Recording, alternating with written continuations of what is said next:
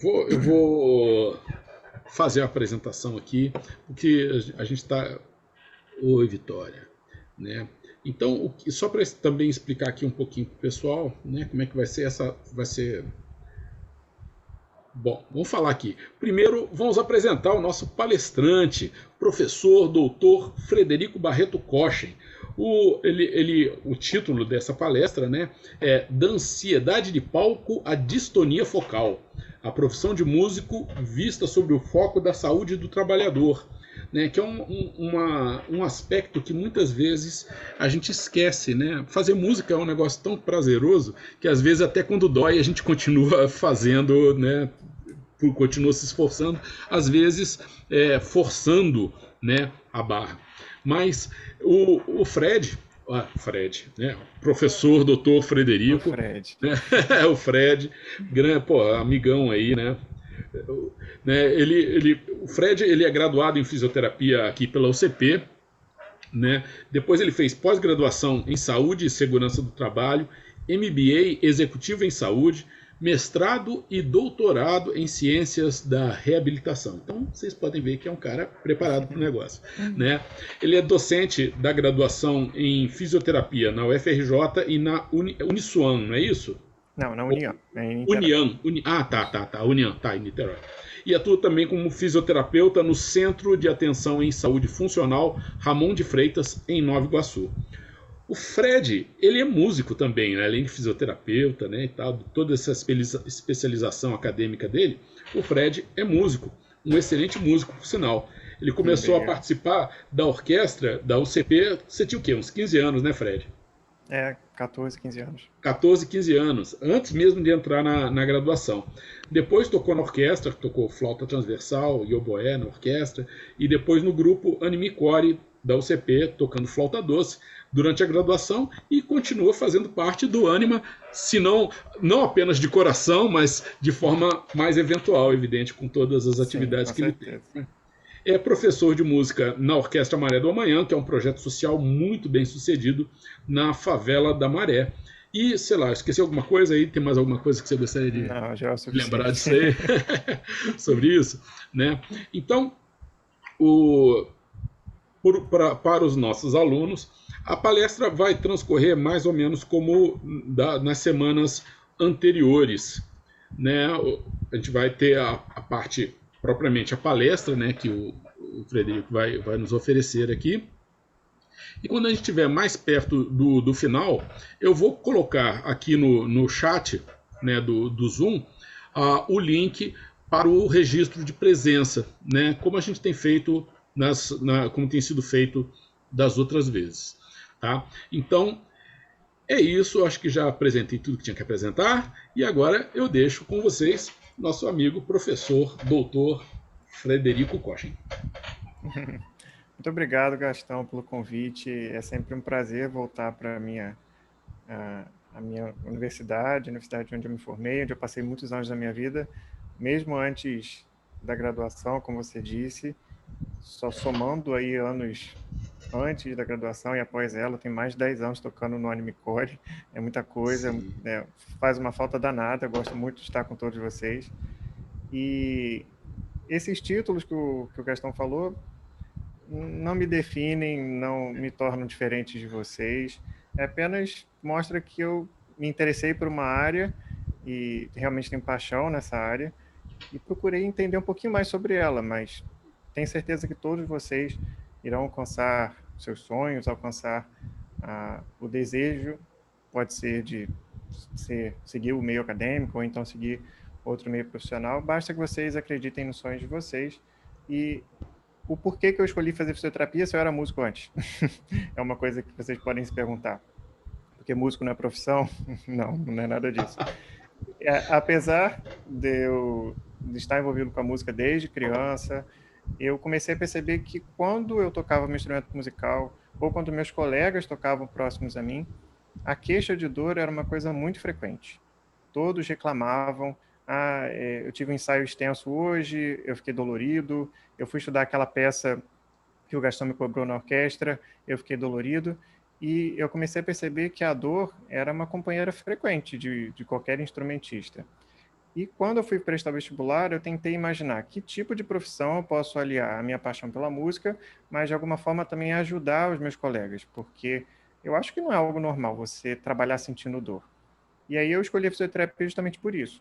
Eu entrei com uma ideia fixa de fazer fisioterapia voltado para uma área específica, que é a saúde do músico. Muitas vezes, quando a gente entra na graduação, a gente imagina que vai estudar uma área, ou vai seguir por aquela trilha e muda completamente. Graças a Deus eu não mudei. Consegui fazer o meu trabalho de conclusão de curso sobre isso.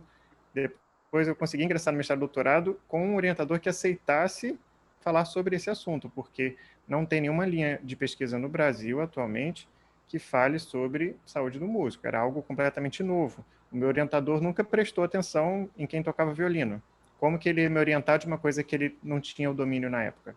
Eu realmente dei sorte, consegui conquistar essa vitória, que é muito árdua, mas o que eu venho trazer hoje aqui para vocês é um pouquinho sobre essa área que eu estudo, que é uma área muito nova ainda, mas é uma área que vale a pena vocês, principalmente, porque era a minha intenção inicial era ajudar vocês, os músicos profissionais, os que trabalham com a música, para que vocês não adoecessem tão precocemente. E aí, para que a gente possa entender o título da palestra, que já é grande e talvez até um pouco confuso, da ansiedade de palco à distonia focal. Eu já quis mostrar ali o quão amplo pode ser a possibilidade de adoecimento de um músico. E o meu objetivo aqui não é dar medo em vocês, não, tá? Não é vocês saírem tristes chorando aqui hoje. Ai, meu Deus, eu vou adoecer, eu vou ter distonia focal, eu vou parar de tocar. Não. A minha intenção é chamar a atenção de todos vocês, mostrar para vocês que esses problemas existem e eles são fáceis de acontecer. O que você pode fazer para que eles ou não aconteçam ou que demore muito tempo para que os sintomas comecem a aparecer? Esse é o meu foco principal. E para facilitar a organização da palestra, eu apenas dividi em 4 tópicos principais, que a gente vai abordar algumas coisas interessantes em cada um deles. E como eu digo no título, que eu vou analisar a profissão de músico através de um foco sobre saúde do trabalhador, a primeira pergunta que eu tenho que responder é: toda pessoa que trabalha, ela adoece pelo fato de trabalhar? Trabalhar é uma coisa Perdão, ruim ou não? Oi, Fred, desculpa oi, interromper. É só pode que eu falar. queria, eu queria uma coisa que eu esqueci de avisar o pessoal, que as curiosidades que vocês tiverem, as perguntas que vocês quiserem fazer, vocês escrevam aí no chat, que aí depois a gente aborda essas questões, né, com o Fred, tá bom? Obrigado, gente. Importante. Desculpa interromper, Nada, Fred. nada que é isso. Nesse primeiro momento, a gente vai tentar entender isso. Toda pessoa que trabalha adoece pelo fato de trabalhar? Ou alguém consegue permanecer saudável mesmo trabalhando? É uma pergunta que talvez vocês se façam, já que a nossa sociedade impõe que nós trabalhemos, né? Já que a gente vai falar sobre saúde do trabalhador, será que ser músico, especialmente músico no Brasil, é realmente uma profissão? Ou vocês escolheram um hobby? É uma situação que a gente tem que discutir também. Depois, no terceiro momento, aí sim eu vou falar para vocês quais são as principais doenças que um músico pode desenvolver em decorrência da sua atividade. São muitas. Meu objetivo aqui não é discutir com vocês fisiologia dessas doenças, não é discutir aspectos muito próprios da saúde, mas apenas apresentar para vocês porque às vezes vocês já manifestam os sintomas delas e não sabem. E por fim, talvez o que vocês mais vão querer saber é: tem solução? O que eu posso fazer para evitar esse adoecimento ou então para tratá-lo o mais rápido possível para que eu não precise acabar com a minha carreira? Bom, nesse início eu gostaria um pouquinho da participação de vocês, porque já que a gente vai falar de trabalho, a pergunta que eu tenho é a seguinte: se vocês pudessem escolher, e aí podem abrir o microfone, tá bom? Não tem problema. Se vocês pudessem escolher uma característica só do trabalho ideal para vocês, só pode uma, o melhor trabalho da vida de vocês, o que ele teria que apresentar? Quem fala aí? Uma característica do trabalho ideal. Prazeroso ao executar. Prazeroso, ok. Mais o quê? É um trabalho que me dê tempo para fazer outras coisas. lazer ou família? Certo? Prazeroso, que ter tempo para outras atividades, mas o quê? Que influencie positivamente na vida das pessoas. Que influencie positivamente na vida das pessoas. Ótimo. Vocês são muito sinceros, né? Ninguém lembra do dinheiro na hora do trabalho ideal. Ninguém quer retorno financeiro, certo? Ninguém quer ganhar dinheiro com aquela profissão. Mas a gente tem que lembrar que, para algumas pessoas, o trabalho ideal ele pode envolver outras características, além dessas que vocês falaram. Por exemplo, muitas pessoas imaginam que eu vou ter um trabalho e eu vou receber o suficiente, ou até mais do que eu imagino, por aquela atividade. O retorno financeiro, ele é uma característica importante do trabalho ideal. Outras pessoas, elas nem ligam tanto para o valor que recebe, mas ela quer ter uma posição em que ela consiga mandar, em que ela consiga decidir alguma coisa. Outras acham que, por mais que o dinheiro seja importante, eu tenho que fazer aquilo que eu goste. Então, o meu trabalho ideal, ele tem a característica da satisfação pessoal. O colega disse que ele gostaria muito de ter um trabalho em que ainda sobrasse tempo para ele passar com seus familiares, ou ele ter um tempo para si, para lazer. Outros procuram reconhecimento da sociedade, o prestígio da sociedade. Outros, o próprio reconhecimento dentro da profissão. E outros querem só não se estressar. Eles querem um trabalho em que ele viva pleno, com uma saúde mental muito boa. E agora, depois que vocês já identificaram essas características principais, eu vou mostrar para vocês alguns exemplos de trabalhos e eu quero que vocês encontrem nesses exemplos essas características que a gente discutiu aqui: retorno financeiro, poder de decisão, satisfação social ou pessoal, tempo de lazer, saúde mental, reconhecimento e prestígio. Essa é a primeira profissão, gente. Vamos lá. Qual a característica ideal aqui vocês encontram? Retorno financeiro. Retorno financeiro, mas o quê? Certamente é uma profissão que se confunde em certa medida com o lazer também, né? Sim. Com atividade prazerosa, certamente dá satisfação pessoal, né? Entre aquelas características todas, né? Mas é claro que prestígio social tem? Oi? Tem prestígio social? Tem. Muito no Brasil, né? Exato, no Brasil tem, né? Tem, com certeza. Então, olha, aqui a gente já viu várias características boas. Tem um retorno financeiro absurdo, tem prestígio social, tem a satisfação pessoal, tem reconhecimento pelos seus pares, por outras profissões. Então, eu posso falar que ser jogador de futebol é a profissão ideal, certo?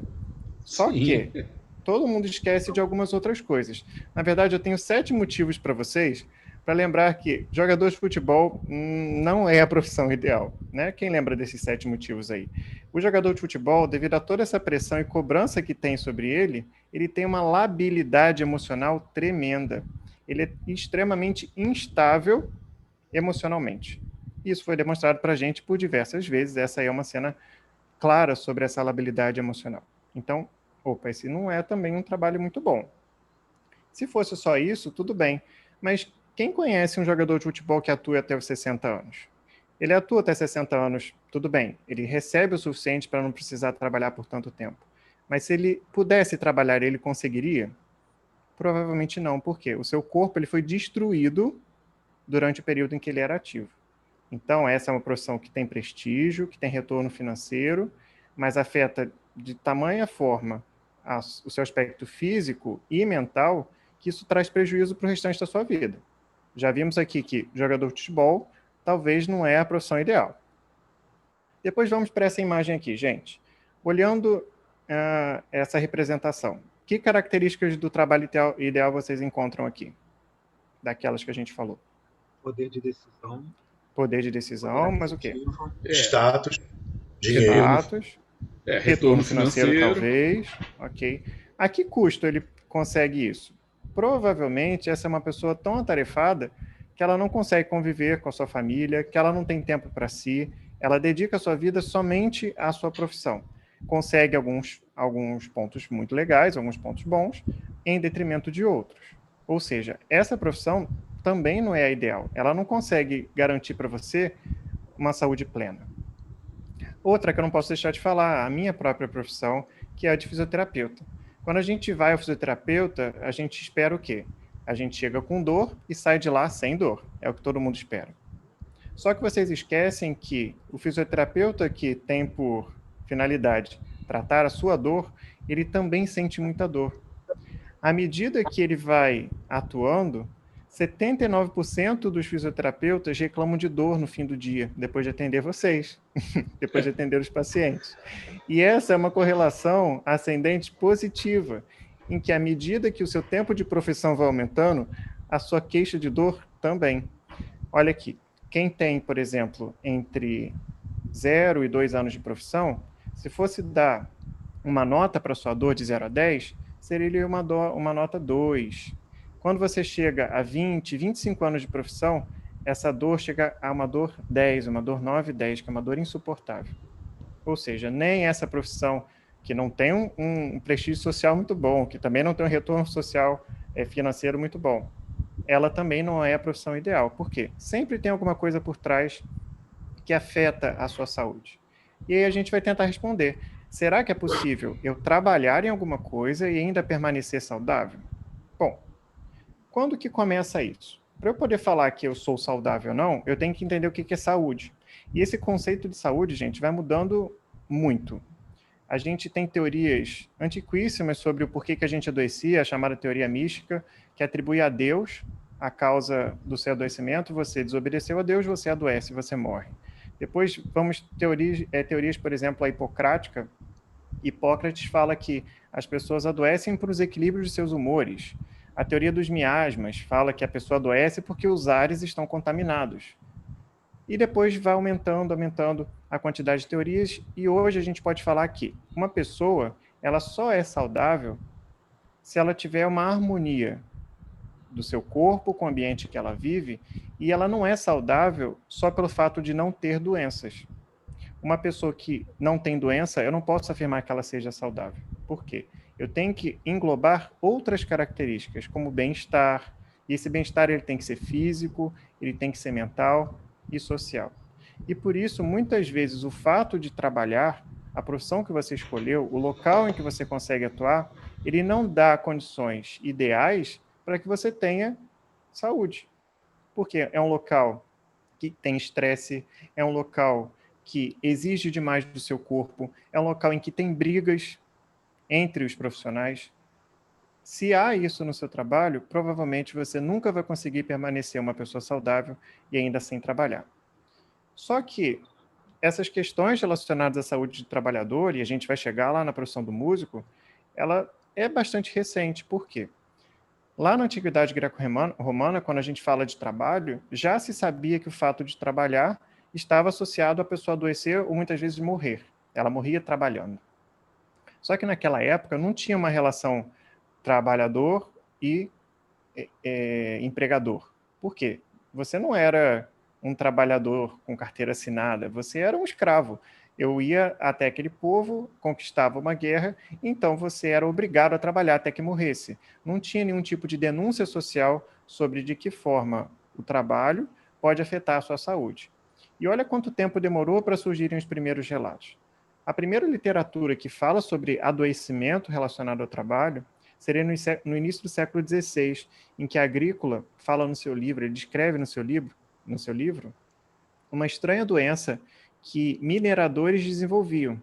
Ele começou a perceber que quem trabalhava em mina e tinha proximidade com a sílica começava a ter uma tosse estranha, começava a ter problema pulmonar e depois ele morria. Ele descreveu isso no século XVI.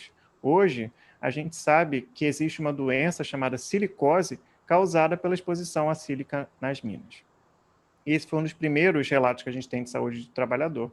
Mas o relato mais importante para a gente seria do Bernardino Ramazzini, no início do século XVIII, que, além de descrever o acometimento de músicos, ele já fala naquela época, no século XVIII, ele tem uma frase exemplar que serve para muitas coisas da nossa vida. Nenhum tipo de exercício é tão saudável ou inofensivo que não causem grandes distúrbios quando exagerados. Se seu trabalho exige demais do seu corpo, você nunca vai permanecer saudável. E hoje em dia, a gente pode definir a saúde do trabalhador, a capacidade que uma pessoa tem de trabalhar e ser saudável, a menos que o seu trabalho não exceda as limitações energéticas, ou seja, fisiológicas e cognitivas, é que você vai ter um ambiente de trabalho que seja saudável. Um ambiente que exclua a possibilidade de riscos ocupacionais, exclua a possibilidade de acidente ou então de estresse psicológico. Viram como é difícil encontrar um trabalho, então, que eu permaneça saudável? Sempre alguma das profissões, alguma atividade vai esbarrar em algum problema. Ou eu posso até não me cansar tanto, eu posso fazer o que eu gosto, mas tem briga. Ou as pessoas são super legais no meu trabalho, só que eu canso demais, eu faço força física demais. E aí a gente começa a entender o porquê que tantas pessoas adoecem em consequência do seu trabalho, da sua atividade profissional. Já que a gente está falando de atividade profissional, eu tenho que fazer uma pergunta aqui que eu posso ser linchado. Ser músico é uma profissão? Bom, espero que vocês acreditem que sim. A profissão de músico, ela é regulamentada no Brasil desde 1960. É uma profissão muito importante, que é extremamente necessária para o nosso meio. E para você se desenvolver músico, para você conseguir alcançar essa atividade, você precisa adquirir diversas habilidades específicas. Você precisa desenvolver a sua destreza, a musicalidade, expressão e consciência corporais. Você precisa ter resistência muscular. Estima-se que para tocar violino por 1 hora, você gaste em média entre 180 e 200 calorias. É quase como uma atividade física qualquer. Pensando que um violinista profissional estuda ou atua durante 8 horas por dia, olha quanto que você pode gastar. Tocar violino emagrece também. Você precisa melhorar sua concentração. Imagina se você é uma pessoa extremamente dispersa e tem que tocar numa orquestra. Você não vai conseguir se habituar àquele meio. E para você alcançar essas habilidades tão específicas, os estudos falam que são necessários pelo menos 10 mil anos, ou 10 mil anos é ótimo, 10 mil horas ou 6 anos de estudo para se alcançar um nível médio de desempenho. Com 10 mil horas, você não é um músico excepcional. Você é um músico medíocre, um músico ok.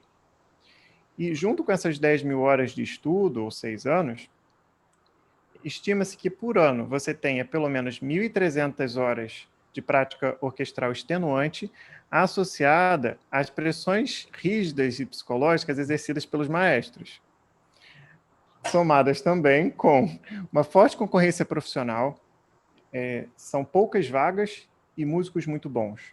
A concorrência é muito forte. E as poucas vagas que existem, poucas delas também são de trabalho formal. E essas vagas têm uma baixa remuneração. Ou seja, é um ambiente muito estressante o meio musical.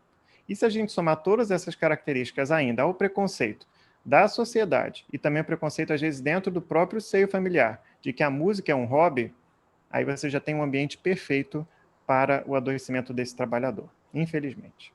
Quando a gente fala aqui do Brasil, o músico ele é reconhecido como um agente importante na nossa cultura até, porque, inclusive, a música brasileira ela serve de atrativo para turistas.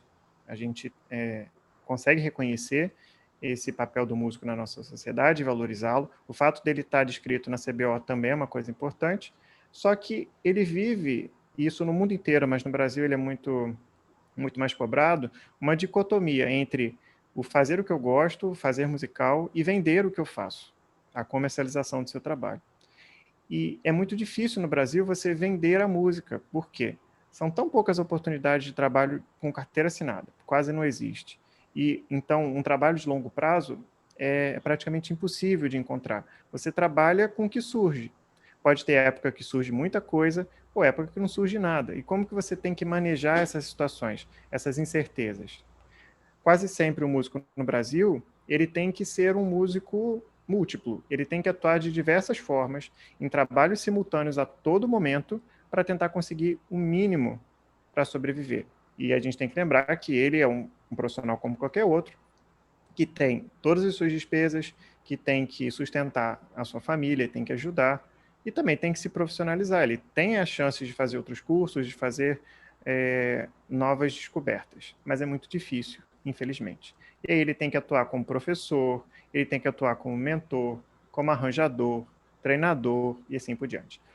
No Brasil, se a gente for encontrar as melhores oportunidades de trabalho para musicista, elas serão nas orquestras sinfônicas. E aí vocês já podem começar a ter uma noção de quão difícil é encontrar uma oportunidade, porque listem a quantidade de orquestras sinfônicas que tem no Brasil. São poucas para a quantidade de músicos. Listem a quantidade de vagas disponíveis. Também são muito poucas. E listem também a quantidade de músicos que vêm de fora para serem empregados no Brasil. As orquestras sinfônicas brasileiras, elas estão lotadas de músicos estrangeiros também. E aí fica mais difícil de você conseguir um trabalho que te sustente, um trabalho que realmente lhe dê garantia de vida. Assim, gente, vocês já estão vendo que a profissão que vocês escolheram, ela é uma profissão arriscada, uma profissão que, se você não se cuidar muito bem, você já tem tantos fatores que te levam ao adoecimento que o descuido apenas acelera essa situação. Os primeiros fatores, os primeiros sintomas, estão relacionados com a dor. O musicista ele começa a referir alguma dor, que pode estar relacionada a uma fraqueza muscular, às vezes uma tensão, e ele não cuida dessa dor. Quando ele não cuida, aí você começa a ter limitação funcional. Você não consegue fazer algumas coisas no seu dia a dia. Você vai tentar pegar um copo, o copo escapa da sua mão. Você vai tentar virar uma maçaneta, dói e você não consegue. E aí isso só vai evoluindo. Você vai perdendo o controle motor e duas são as possibilidades dos sintomas não tratados nos músicos, e as duas são muito ruins. Ou a interrupção temporária para você tratar aquilo, você vai ter que deixar de tocar por um tempo para tratar, ou a pior de todas, o encerramento precoce da carreira musical. A sua doença, a sua condição foi tão severa que você vai ter que deixar de ser músico. Mas todos os músicos adoecem da mesma forma, da mesma maneira? Não. Os músicos eles não adoecem da mesma maneira. Todos podem adoecer. Só que os dois principais fatores, são vários, tá? Mas os dois principais estão relacionados à forma do instrumento e à postura que aquele instrumento demanda de você. E aí a gente começa a entender quais são as regiões que os músicos começam a referir dor quando a gente relaciona isso com o instrumento que ele toca. Por exemplo, o violinista ele tem que suportar o peso do violino na região do ombro esquerdo. Não tem jeito, ele não pode trocar. Ele é destro modulado, não pode. Ele vai ter que suportar o peso no ombro esquerdo. E, às vezes, isso é até errado, né? O músico ele faz uma flexão lateral de cabeça tão severa para prender o violino ali no ombro, né? Apoiando na queixeira e na espalheira, que ele começa a referir muita dor no ombro esquerdo e muita dor no pescoço, algo extremamente relacionado à sua posição. Os cellistas não têm esse problema porque o cello não fica apoiado no ombro. Só que eles só podem tocar sentados. Eles não podem mudar a sua posição. E isso começa a afetar a sua coluna lombar. O fato de ficar várias horas por dia somente sentado, isso gera bastante desconforto. Pianista, gente. O pianista, além de passar muito tempo sentado, sem apoio, ele não tem nenhum tipo de descanso. Ele não pode descansar 2 minutos, encostar no encosto da cadeira, ele não tem esse encosto. Além disso, de referir muita dor lombar, alguns estudos falam que peças de piano podem demandar do instrumentista que ele execute até 1.200 notas por minuto. 1.200 notas por minuto. Quer atividade mais repetitiva do que essa? Olha quantas vezes os seus dedos precisam flexionar e estender para alcançar uma frequência de 1.200 notas por minuto. É algo extremamente surreal. Para os instrumentos de sopro, o flautista também tem uma postura muito assimétrica e há um ponto de tensão muito específico aqui no indicador esquerdo, começa a ficar vermelho aquela região. Se vocês tocam flauta transversa ou conhecem alguém que toque, depois que acabar o ensaio, peçam para ver a região da mão esquerda dele, vocês vão ver um ponto vermelho aqui muito grande. E essa tensão é tão grande a ponto de causar desvios ósseos. A pessoa fica com o dedo deformado pelo fato de tocar a flauta transversa. Oboé. Oboé também é um ótimo instrumento para dar problema. Por quê? Primeiro, a pressão que você faz para tocar é tão grande que você tem mais chances de desenvolver glaucoma e ficar cego. Você pode ter problemas hemorroidários, hemorroidas, e também pode ter um aneurisma rompido durante a execução desse instrumento. Coisas poucas, né? Isso por quê? A força que você precisa para tocar. O fagote, ele faz menos força do que o oboé, mas ele é um instrumento muito pesado. O fagote ele pode pesar até 8 quilos. Esse peso ele é suportado pelo fato do instrumentista ir com o corpo para frente, o que acaba com a sua coluna, e a mão suporta os 8 quilos. Apesar dele usar aquele sutiã, sabe, que o pessoal chama de sutiã, mas é um suporte para o fagote, ainda assim o peso sobre as mãos é muito grande. E um último exemplo de todos adoecem igual, e a gente já viu que não, seria o percussionista. Ele é um instrumentista da orquestra que mais faz esforço repetitivo, que mais repete aqueles movimentos. E essa repetição ela está muito associada ou ao seu membro superior ou então ao seu membro inferior. Viram, gente? Todos podem adoecer. Eu não posso falar que tem um instrumento que é mais seguro do que outro. Todos os instrumentos eles são causadores de problemas. Só que a região em que você vai ter o problema está intimamente relacionada ao instrumento que você toca. Mas que problemas são esses, gente? É só dor? Se for dor dá para aguentar, não tem problema. Não. Tem várias formas que a gente pode classificar o adoecimento de qualquer trabalhador, e aí não só músico. As mais famosas são a LER, ASLER, né? Ou ASDORT. Todo mundo já ouviu falar de LER e DORT. O que é isso? LER é lesão por esforço repetitivo e DORT é distúrbio osteomuscular relacionado ao trabalho. Tem outras classificações intermediárias, como distúrbios musculoesqueléticos ocupacionais, traumas cumulativos. Mas quando a gente fala de músico, foi criado um termo específico para falar quais são os principais problemas que cometem músicos. E esse termo ele foi chamado de desordens neuromusculoesqueléticas relacionadas à performance musical. O que significa isso? O que são essas desordens? A gente pode falar que um músico apresenta uma dessas desordens caso ele se queixe de dor, de cansaço, fadiga, perda de controle, sensação de formigamento ou qualquer outro sintoma que afete você a tocar o seu instrumento. Você toca muito bem aquela música, aquele concerto. Um dia você estava com tanta dor que você errou muito, que você errou a posição. Por quê? A dor interferiu na capacidade que você tem de tocar seu instrumento, da maneira que você está acostumado. Quando você chega a apresentar um sinal ou sintoma assim, quer dizer então que você tem uma desordem neuromuscular relacionada à performance musical. A causa dessas desordens é extremamente multifatorial. Vários são os fatores que podem estar relacionados a esse adoecimento. Os dois principais, que eu já falei para vocês, estão relacionados, então, à postura necessária para tocar aquele instrumento, e aí não somente uma postura correta ou incorreta. A postura que o instrumento demanda já é uma postura estressante. A postura para tocar violino, mesmo que você tenha uma postura excelente, mas a postura do violino já é uma postura ruim, já é uma postura assimétrica. A postura da flauta também. Então, a postura do instrumento ela é muito ruim, e ela é causadora de problemas. Se você junta uma postura que já é um problema com uma técnica incorreta, aí você tem um prato cheio para desenvolver dor. Por quê? O músico, quando ele tem uma técnica incorreta, ele tenta compensar aquela falta de técnica com outra coisa. E essa compensação quase sempre é o uso de força excessiva. Ele começa a fazer mais força para segurar o instrumento, para tocar aquela nota, e esse excesso de força, somado à repetição, vai causar, com certeza, um problema em muito curto prazo. Outra questão relacionada ao adoecimento de músico é o pouco repouso que ele tem. Quando vocês fazem ensaio para orquestra, para uma apresentação, vocês percebem que há um ensaio grande antes do concerto, um intervalo muito curto e depois um concerto que pode ser muito demorado. Será que aquele intervalo foi suficiente para você ter condições de executar bem a obra logo depois? Um ensaio extenso de 4 horas, quantas vezes durante essas 4 horas você conseguiu levantar para alongar-se, para descansar, para se movimentar em uma outra região?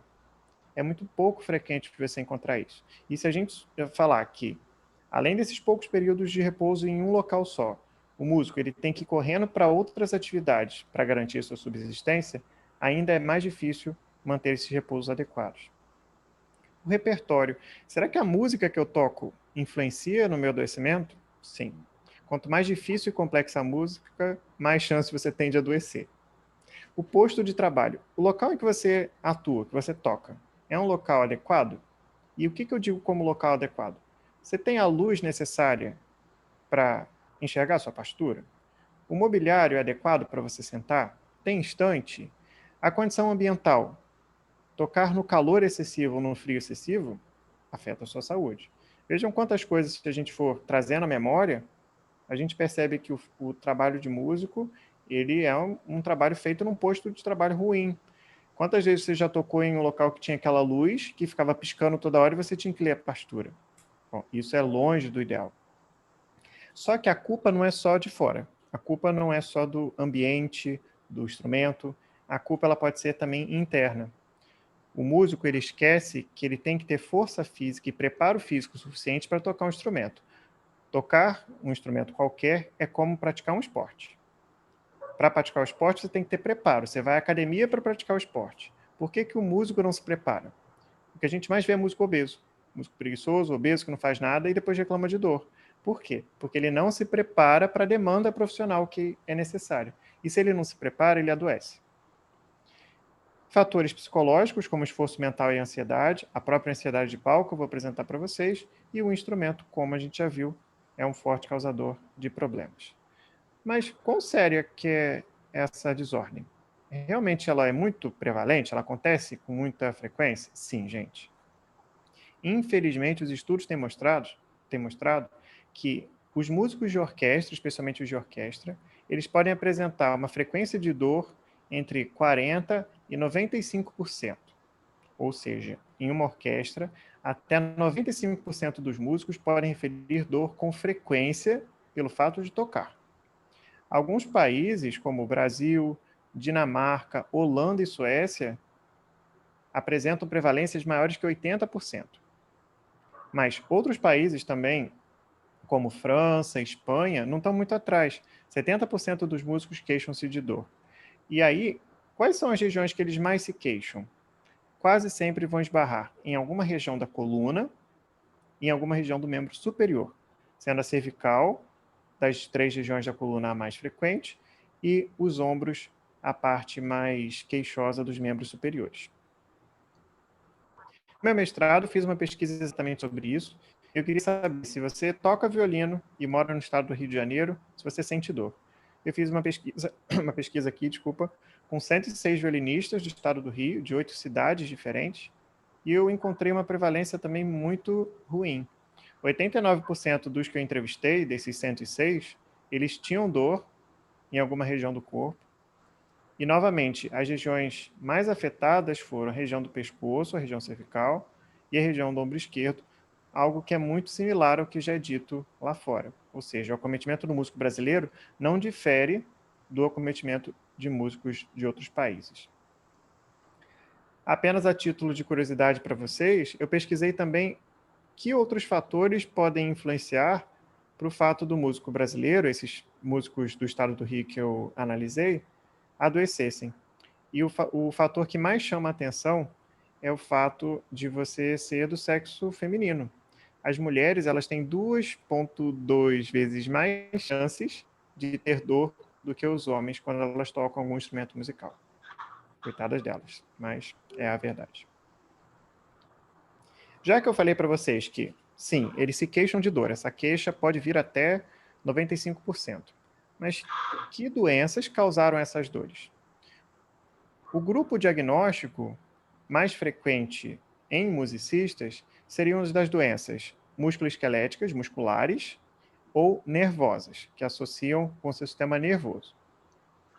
Só que esses estudos, muitas vezes, eles desprezam o componente psicológico dessa atividade. Nós vimos que tem muito estresse, que tem muita pressão. A pressão ela vem do próprio músico, do maestro, e dos colegas e do palco, né, do público que está assistindo. E por isso eu faço questão de incluir aqui também, nesses 3 grupos, os aspectos psicológicos ou mentais.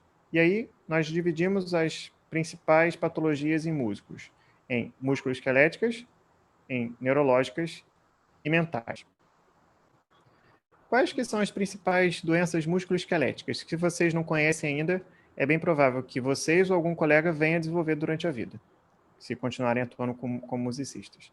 As mais frequentes são dedo em gatilho, epicondilites, que é cotovelo de golfista e de tenista, tenossinovite Dequervain, essa aqui é ótima, quase todo mundo tem, não sabe, tendinite de manguito rotador, capsulite adesiva, e a quantidade de doenças é enorme. Mas uma que eu quero falar com vocês hoje, essa é a chamada síndrome de overuse.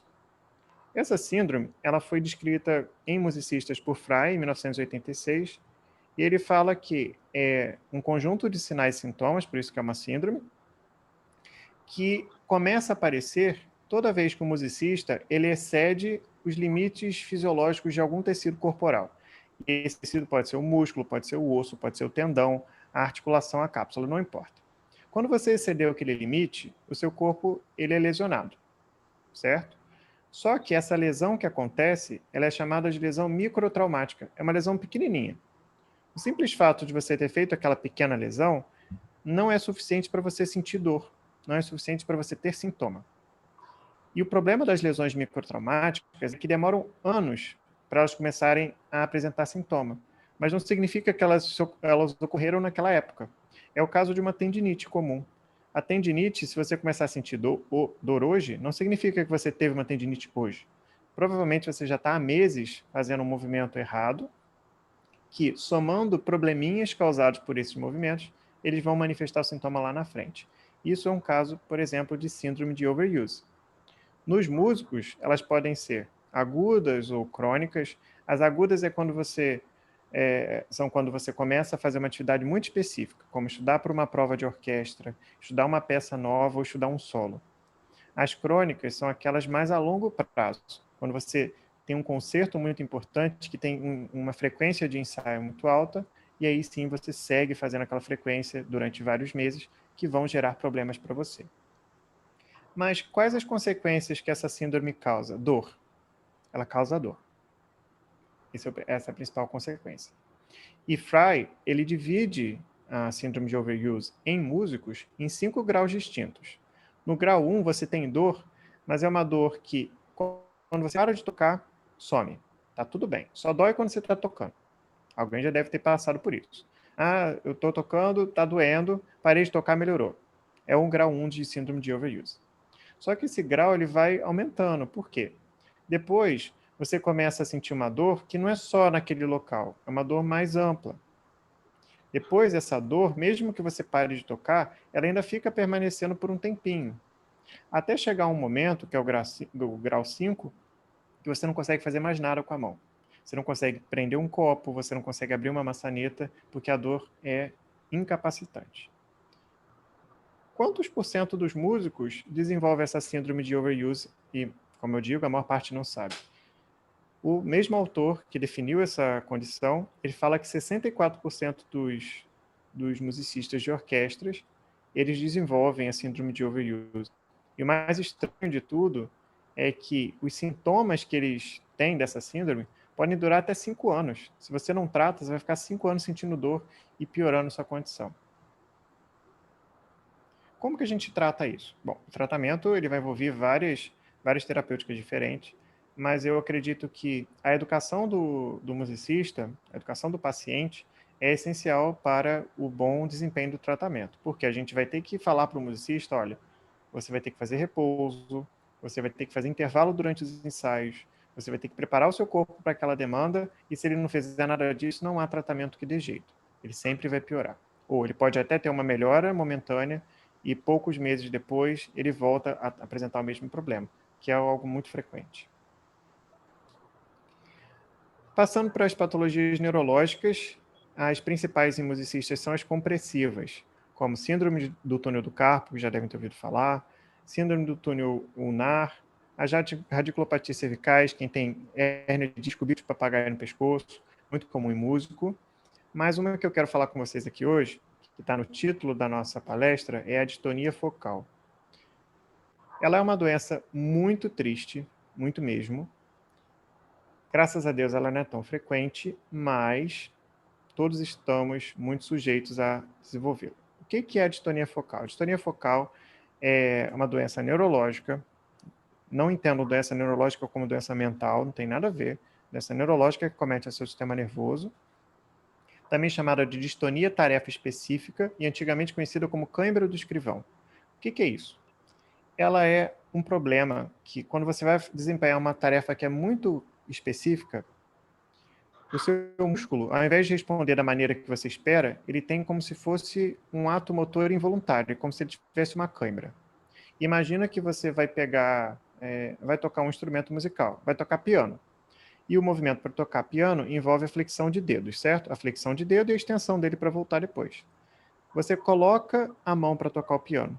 Quando você chega para tocar, você tem algum movimento involuntário na mão, seus dedos fecham e você não consegue tocar. Por que acontece isso? Não se sabe. É um problema neurológico, não se sabe por que acontece. Cerca de 1 a 4% dos músicos podem desenvolvê-lo e é extremamente triste. Eu vou mostrar para vocês agora quais são as consequências da distonia focal. Olha, aqui eu tenho algumas imagens para vocês. Como ela é uma distonia tarefa específica, ela se manifesta justamente com o gesto necessário para tocar aquele instrumento. Se você toca piano e precisa fazer flexão de dedo, o seu dedo vai fechar. Se você toca violino e precisa colocar os dedos corretamente no espelho, lá no braço do violino, os seus dedos não vão chegar no lugar certo. Se você precisa da sua embocadura para tocar um instrumento, os seus músculos não vão contrair da maneira que deveriam e você não consegue tocar. Para exemplificar para vocês, para ficar um pouco mais fácil de entender, eu trouxe alguns vídeos que são curtos, mas vocês vão ter uma boa ideia do quão triste é a distonia focal. E por que eu falo triste? Porque quando a gente ouvir, o som vai parecer engraçado. Vai parecer, nossa, coisa feia. Parece eu tocando quando eu estava começando a aprender o instrumento. Mas não, gente. Todos esses vídeos aqui são de músicos profissionais. Profissionais mesmo, tá? Músicos graduados, profissionais de orquestra. E depois desses anos todos de profissão, olha como que eles estão tocando. Primeiro com um violonista.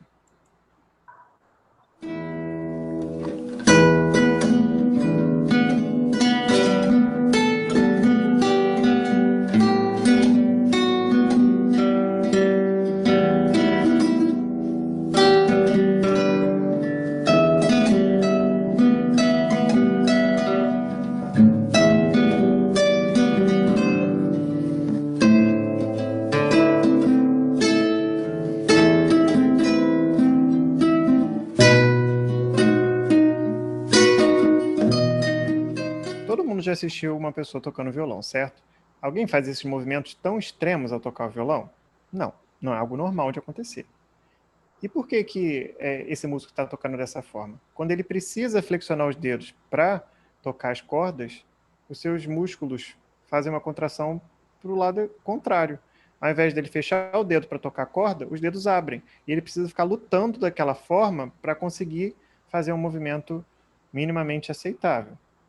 Agora, um trompetista, uma distonia focal de embocadura. De novo, gente, esse é um músico profissional, tá bom?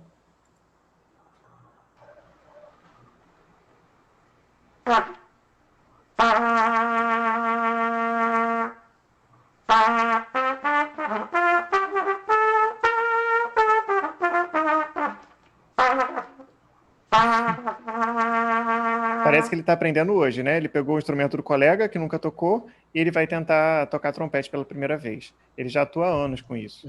Por que ele não consegue tocar, então? Dá para ver uma contração na bochecha dele, né? Uhum. Aqui o lábio superior começa a tremer, você percebe ali como se fossem movimentos involuntários. Você não consegue controlar o seu músculo para trocar algo que você estava acostumado a vida inteira. Agora, outro. Piano. Olha o que vai acontecer com o indicador direito do musicista, tá? Preparou tudinho? Olha lá o dedo, o que aconteceu com o dedo?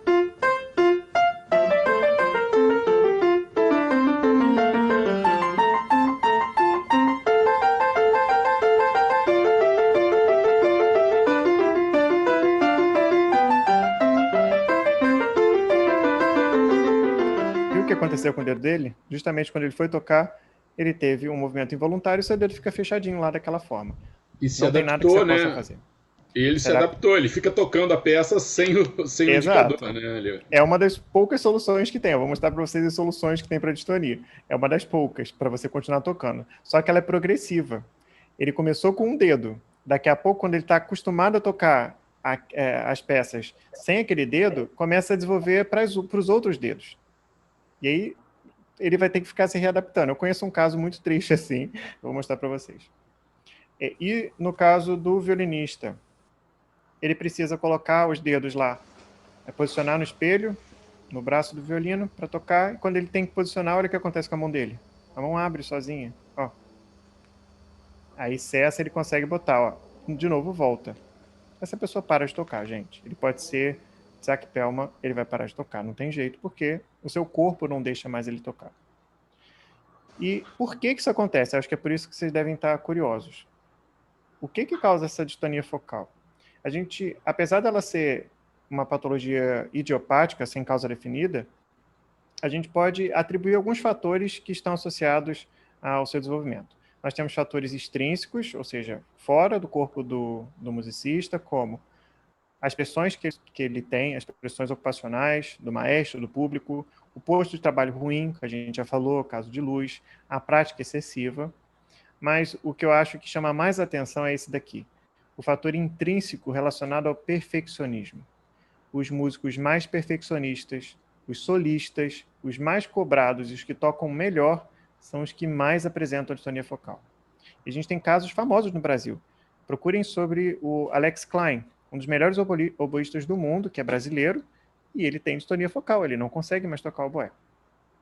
E era um solista, era um perfeccionista, e é uma situação extremamente triste. Muitos músicos profissionais que desenvolvem a distonia focal, eles cometem suicídio. Por quê? Ele perde a única atividade profissional que ele tinha, ele não sabe mais o que fazer, e nesse caso ele se mata. É triste.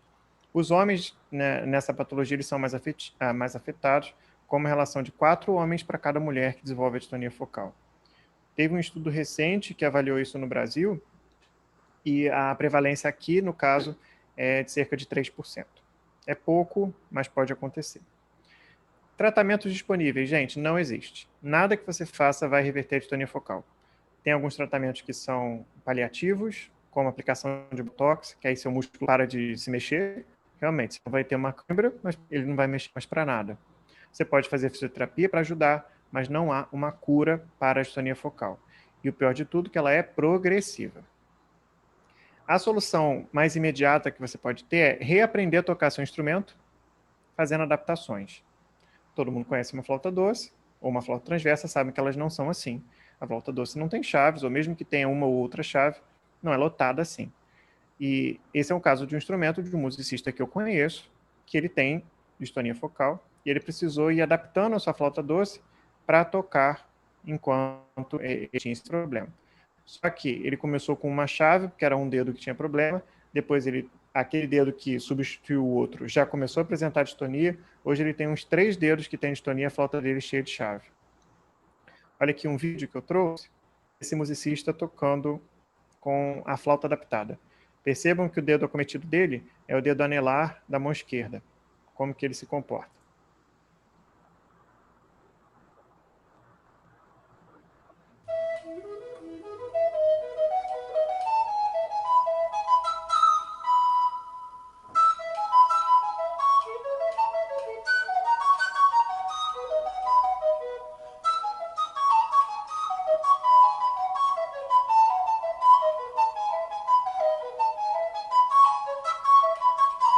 Viram que ele não consegue tocar com o terceiro dedo daqui? Ele teve que colocar uma chave extra na flauta, reaprender a tocar seu instrumento para compensar a falta daquele dedo. O problema é que os outros foram também sendo cometidos e ele foi lotando a flauta de chaves. É uma maneira que ele tem de resiliência, de continuar tocando, mas é uma coisa que ele sabe que provavelmente ele vai ter que abandonar a carreira como instrumentista em um curto prazo. E, por fim, as patologias mentais.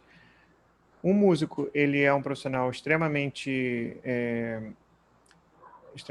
acometido por problemas mentais, em especial a depressão, e uma própria de músico que é chamada de ansiedade de palco. Não sei se vocês já ouviram falar, mas provavelmente já passaram por algo relacionado a isso. Ela tem vários nomes: palcofobia, ansiedade de público, medo de palco, medo da performance musical, e ela nada mais é do que uma apreensão tão grande de tocar em público que você começa a ter sintomas fisiológicos. Você começa a ter sudorese, taquicardia, você desmaia, você começa a gaguejar, começa a tremer em função desses estímulos que podem causar pavor para você. Acho que todo músico já passou por isso uma ou outra vez na vida, certo? É normal acontecer. Ficar nervoso não é problema. O problema é com que frequência você fica nervoso e de que forma esse nervosismo afeta a sua performance. Ficar nervoso não tem problema. Agora, você ficar tão nervoso que não consegue tocar, isso é um problema sério, porque você não consegue trabalhar.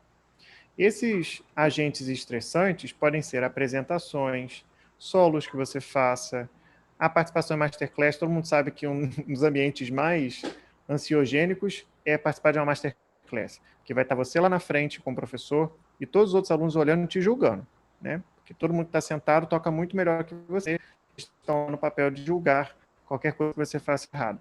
Esse é um ambiente extremamente ansiogênico. Provas para orquestras, festivais de música, uma gravação que você vai fazer, todos esses estímulos podem desencadear uma crise de ansiedade de palco. Quantos por cento dos músicos são afetados por isso? Cerca de 30% no Brasil, é um número bastante grande, mas é um número negligenciado. Muita gente acha que é normal o fato de ficar nervoso, que não tem problema ficar tremendo, toma um remedinho para de tremer e está tudo certo. Então, é muito mais sério do que esse número de 30%. Alguns autores têm definições muito claras e tristes sobre isso. Esse autor aqui primeiro, ele diz que nada é mais devastador para o artista do que não ter a chance de estar no palco devido à sua ansiedade. Ele gosta de tocar, ele gosta do que faz, mas o medo de estar perante o público é tão grande que não consegue. E aí as consequências, elas podem ser tão severas quanto um acometimento físico. Você pode não ter dor, mas o medo substitui a importância da dor.